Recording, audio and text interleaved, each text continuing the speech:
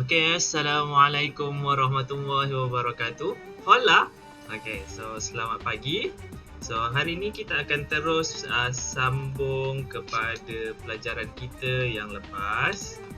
Okay, so apa yang kita akan belajar hari ini adalah kesan perubahan nilai A, B dan C terhadap graf fungsi dan iaitu f(x) sama dengan ax square plus bx plus c.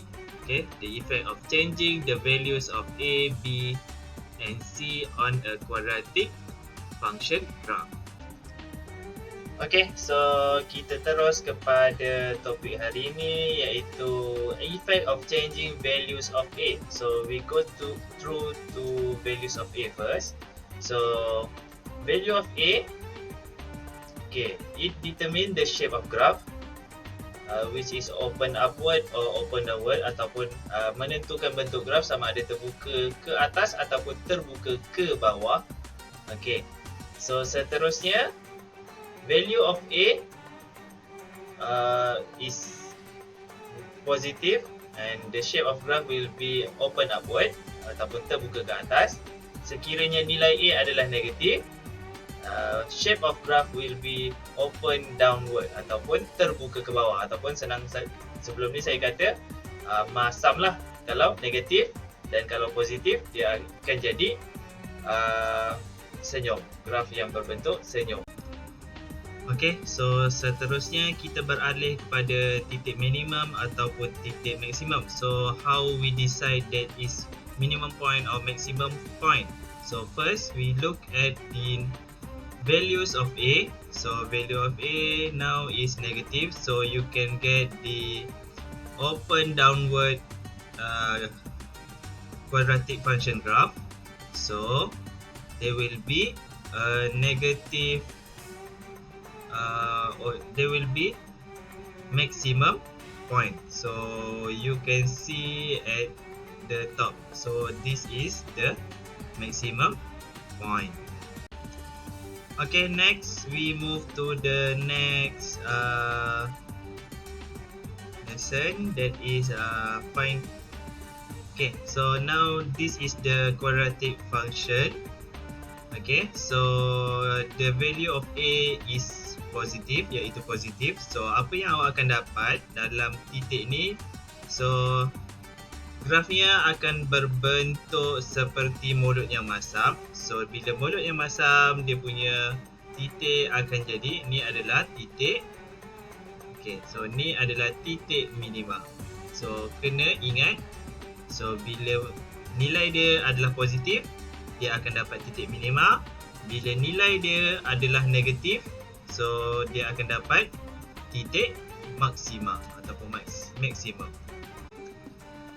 Okay, next we go to the symmetrical axis of quadratic function graph ataupun paksi simetri bagi suatu graf fungsi kuadratik. So mana paksi simetri? Okay, so yang berada di tengah-tengah daripada kita punya graf. So kat sini ni yang dotted line ni, so ni adalah kita punya paksi simetri. Okay, seterusnya ni kalau graf kita A lebih besar daripada kosong, kalau ni graf lebih kecil daripada kosong, so ini adalah paksi simetri. So dia mesti berada di tengah-tengah. Okay, membahagi dua sama rata. Okay, pada kita punya graf kuadratik ataupun dia equal, passes through the maximum or minimum point. Okay, equal. So antara kanan dan kiri dia akan membahagi sama rata. Seterusnya kita pergi kepada nilai B. So apa yang mengubah B? So apa yang terjadi kalau B berubah? Okay, so bila B berubah, dia akan menentukan kedudukan paksi simetri ataupun it determine the position of symmetrical axis. Okay, so kat sini ada 6 situasi. Okay, so situasi 1 hingga 3 adalah apabila A kita lebih besar daripada kosong. So kita tengok apabila B lebih besar daripada kosong, maka paksi simetri berada di sebelah kiri paksi Y. So kat sini kalau awak tengok, okay, So ni adalah kanan awak, so ni adalah kiri. So ni adalah kiri pada paksi Y. So ini yang dikatakan apa yang menyebabkan kedudukan paksi simetri berubah adalah nilai B. Okay, so situasi kedua ataupun second situation. Okay, second situation. Jika A lebih besar daripada kosong, so ni tak berubah dulu. So kita tengok B lebih kecil daripada kosong. So bila lebih kecil maksudnya nilai dia akan jadi negatif lah. So negatif 1, negatif 2, negatif 3 dan seterusnya. Okay, so kedudukan dia akan jadi di sebelah kanan. Okay, so kalau awak tengok ni berada di sebelah kanan.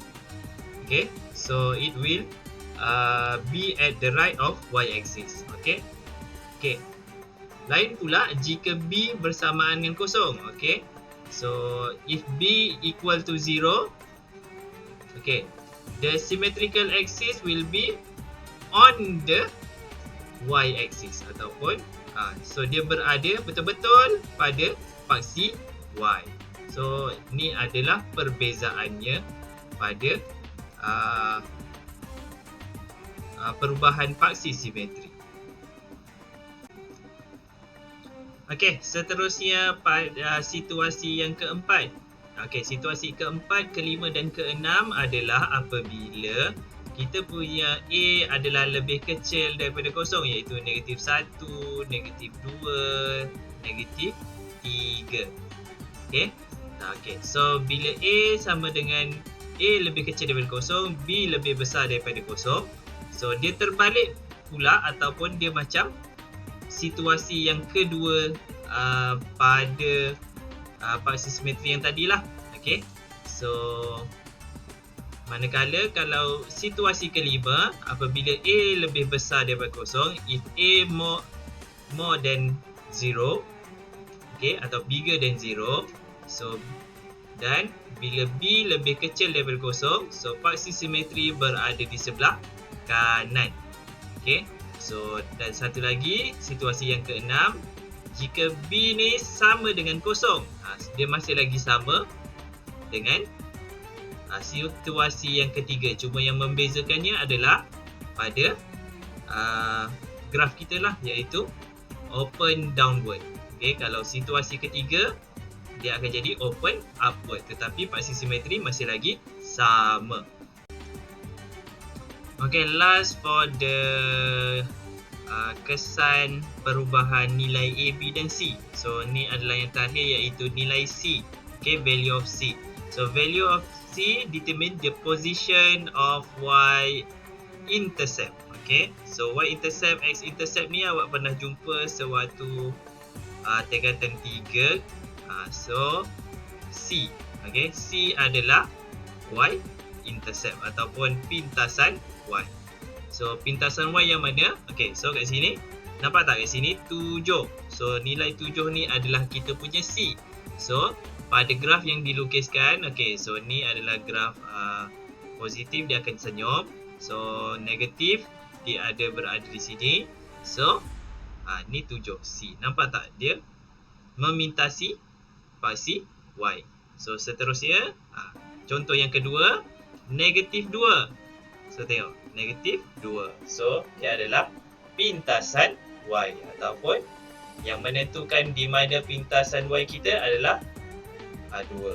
So kalau C kita sama dengan kosong, contoh kat sini, so dia akan pintas pada kat sini lah. Okay, so itu sahaja untuk kesan perubahan nilai A, B dan C. Okay, so kita terus kepada topik yang saya nak masuk hari ini. Okay, so kita akan membentuk fungsi ataupun persamaan kuadratik. Okay, so we go to our new subtopic, that is form a quadratic equation based on situation, ataupun membentuk persamaan kuadratik berdasarkan situasi. Okay, tetapi sebelum tu kita masuk yang basic dahulu, iaitu membentuk persamaan kuadratik. So ni contoh yang pertama, x dalam kurungan x tambah 2. Sebab apa saya buat yang basic dulu? Sebab kalau yang basic tak lepas, lagilah susah untuk buat berdasarkan situasi. Based on situation punya soalan, lagi payah untuk awak menjawab. Okay, so X dalam kurungan X plus 2.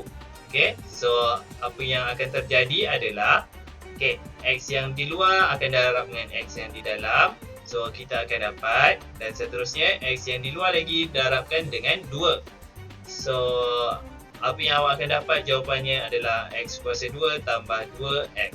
So kat sini itu yang pertama. Seterusnya kita pergi kepada contoh yang kedua. So contoh yang kedua di sini, dalam kurungan kita ada X tolak 3, X tambah 2. So yang pertama kita akan pergi tengok. So kat sini sama juga, X darabkan dengan X ataupun X times X akan dapat X square. So secondly is X times positive 2. So we got plus 2X. Yang ketiga, so yang ketiga negatif 3X darab X. So kita akan dapat yang ketiga juga, iaitu negatif 3X. Dan seterusnya yang keempat, negatif 3 times positive 2. So we can get negative 6. So kena ingat baliklah rule yang sebelum-sebelum ni. Positif darab negatif akan dapat apa, dan seterusnya. So kat sini, so kenapa saya petakkan? Sebab dia sama jenis. So bila sama jenis, awak tak boleh biarkan dia macam ni saja, sebab kira tak selesai lagi. Not complete yet. If you leave it like this, so what you have to do is complete it. So kat sini tambah 2 tolak 3. So jawapannya kita akan dapat X kuasa 2 tolak X tolak 6. So ni jawapan yang lengkap. Seterusnya adalah contoh yang ketiga. So contoh yang ketiga, so seperti yang saya telah berikan, 2X tolak 5 dalam kurungan X tambah 3 sama dengan negatif 8X.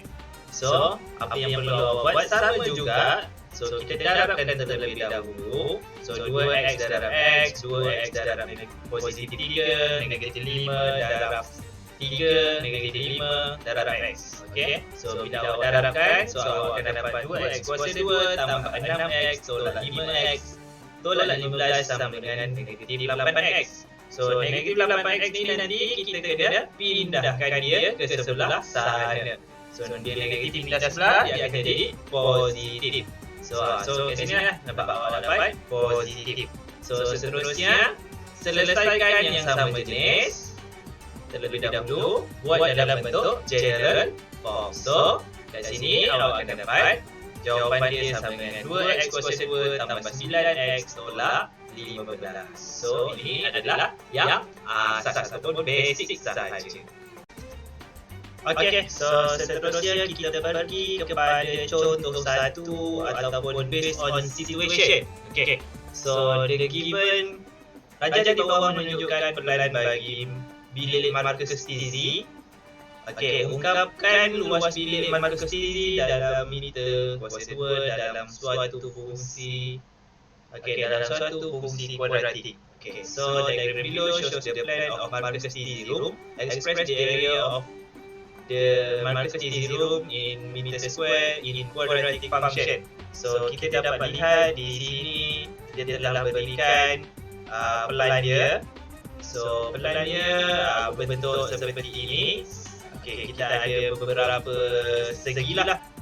So apa yang boleh kita buat adalah, first kita kena bahagikan pelan tersebut. Kita tak boleh ambil terus segi 4 macam tu. So kita bahagikan dia. So kita boleh bahagikan dia kepada 3 bahagian. So bahagian yang pertama, so kita katakan luas bilik Marcus TZ ialah Lx. Bila ada L dan X, dia akan jadi fungsi kuadratik ataupun quadratic function. It will become a quadratic function. Quadratic function lah. So kat sini kita akan bahagikan setiap ruang. So setiap ruang tersebut, so ni adalah A, seterusnya B, seterusnya C. So bila kita cakap mengenai luas bilik, so kat sini tengok bilik dia dalam bentuk kita dah bagi kepada 3 bahagian, iaitu petak A, petak B, petak C. So daripada sini kita akan dapat luas keseluruhan bilik dia, sebab ni kita dah bagi kepada 3 partition. So kita akan dapat luas A tambah luas B tambah luas C. So seterusnya so apa yang perlu awak tahu adalah luas bagi segi 4 lah, iaitu panjang, darab, lebar, ataupun kita boleh katakan area of the rectangle. So height times length. So panjang, darab, lebar jugalah. So yang pertama panjang luas A, luas B. So kita tahu kalau A, ni panjang, ni lebar. So 2x darab x. Seterusnya B. So ni adalah panjang dia, iaitu 2x. 2x kat sini. So lebar dia akan jadi 5. Seterusnya luas C. Kat sini 5, kat sini pun akan jadi 5. Sebab apa? Sebab ada equal sign. So kita kira seperti biasa. So bila kita kira, kita akan dapat jawapan yang ini. So dah selesai mengungkapkan luas bilik markah sendiri dalam meter square dalam quadratic function. So ni adalah luas bilik Marcus TZ. Okey, contoh yang terakhir untuk hari ini sebelum saya bagi awak latihan ialah sebuah kereta akan move with a speed of 11x plus 13 km per hour and took 3x minus 1 minute to arrive at certain destination with a distance of 30 kilometers. Form a quadratic equation for the above situation. So dia minta kita bentuk persamaan kuadratik bagi situasi di atas.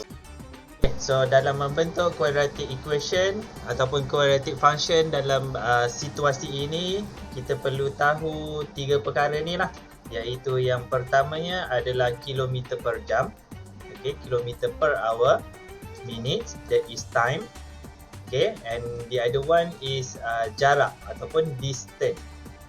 So kat sini saya ada timbulkan 3 segitiga, iaitu formula yang melibatkan speed. So first kita kena tahu formula dia. Speed equal to distance over time. Iaitu jarak bahagi masa. So daripada yang ni barulah awak boleh buat quadratic equation untuk situasi yang diberikan. So kita terus kepada penyelesaian. So kat sini apa yang awak perlu tahu adalah 3x minus 1 divide by 60. Kenapa divide by 60? Kerana kalau awak tengok kat sini, ni dalam minit. So it in a minute.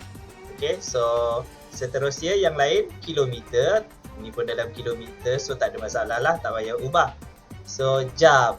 So kat sini ada jam, kat sini minit. Sebab tu kita darabkan dengan bahagikan dengan 60 divide by 60, because 1 hour equal to 60 minutes. So times 11x plus 13 equal to 30. So kat sini ni adalah masa, ni adalah kita punya laju ataupun speed, ni adalah kita punya jarak, ataupun distance. So seterusnya bila kita dah tahu mana satu, iaitu masa, laju dan jarak, so kita pergi seterusnya 3x tolak x. Kita nak membentuk quadratic equation. So kat sini 60 ni kita akan pindahkan dia ke sebelah. So kita akan pindahkan dia ke sebelah. So dia akan jadi darab lah. Sebab apa? Kat sini bahagi. So bila bahagi pindah sebelah, dia akan jadi darab. So bila darab, dia akan jadi 1800. Okay, so seterusnya kita dapat lihat kat sini 60 dah dipindahkan sudah, kita akan dapat 1800. So yang seterusnya 3x darabkan seperti biasa dengan 11. So kita akan dapat 33x squared. Okay, seterusnya 3x times kan dengan positif 13. So kita akan dapat 39x. Okay, seterusnya next. Okay, minus 1 times 11. So minus 11x minus 1. Okay, another is minus 1 times positive 13. So we can get negative 13. After that, this 1800, we move to the left side. Okay, so it will become negative 1800 and equal to 0. So apa yang kita buat ni mesti dalam bentuk general form. Okay, so bila kita dah bentukkan dalam bentuk general form iaitu equal to 0, okay, seterusnya kita kena selesaikan yang sama jenis. Okay, so kat sini yang sama jenis. Okay, so 39x minus 11x. Dan satu lagi yang sama adalah kat sini. Negative 13 minus 1800. So we can get the answer is 33x square plus 28x minus 1813 equal to 0. So this is our answer because minta kita cari persamaan kuadratik sahaja. Okay, so itu sahaja untuk video pada kali ini. So saya harap awak boleh faham apa yang saya cuba sampaikan. So itu sahaja. See you next class. Okay, sekian. Terima kasih. Assalamualaikum warahmatullahi wabarakatuh dan selamat sejahtera.